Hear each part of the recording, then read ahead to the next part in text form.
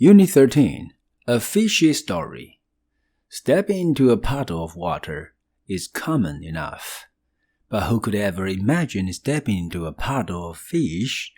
In February of 1974, ‑pʌd, an Australian rancher, witnessed a rain of fish that covered his property.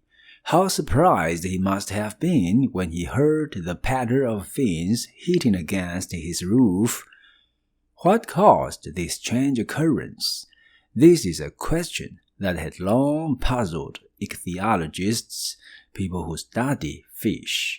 The answer turned out to be a combination of tornado and thunderstorm. When it is spring in the northern hemisphere, it is fall in Australia. Throughout the autumn season, raging storms arise and rains flood the land. Whirlwinds sweep over Australia like giant vacuum cleaners, collecting seaweed, driftwood, and even schools of fish.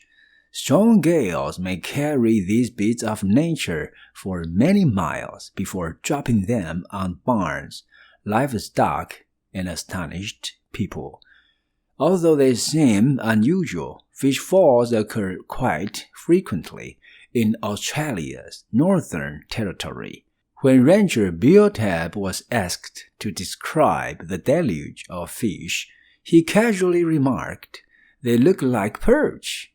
His statement is not surprising.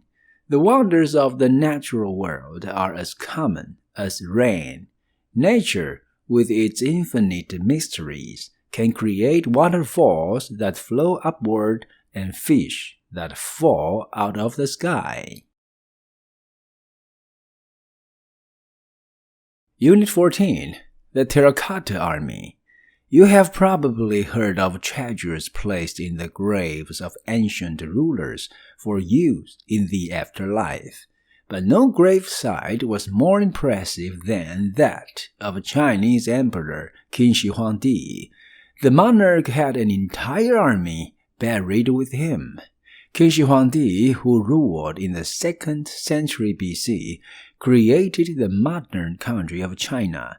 He unified 7 independent states that had been warring for centuries. Then he built the Great Wall to keep invaders at bay. The systems of law, government, currency, and measurement that he established remained in place until well into the 20th century. When Qin's grave was excavated in 1974, archaeologists found typical royal burial treasures. There was jewelry of gold, jade, and turquoise. There were rare ceramics and coins. But also in the gravesite was a remarkable collection of over 8,000 full-size statues of soldiers, horses, and chariots. This army, made of terracotta, was lined up in battle formation. It is not only the size of this clay army that is astonishing. The quality and variety of the sculptures is also impressive. Each soldier's body was made of coils of rough clay and then coated with a finer grade of clay. The head and the hands were created separately. The result was that no 2 soldiers looked exactly alike.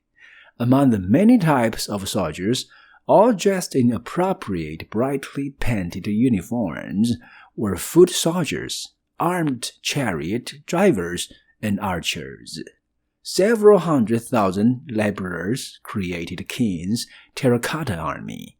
Their work remained in place, protecting Qin's remains, if not his spirit, for over 2,000 years.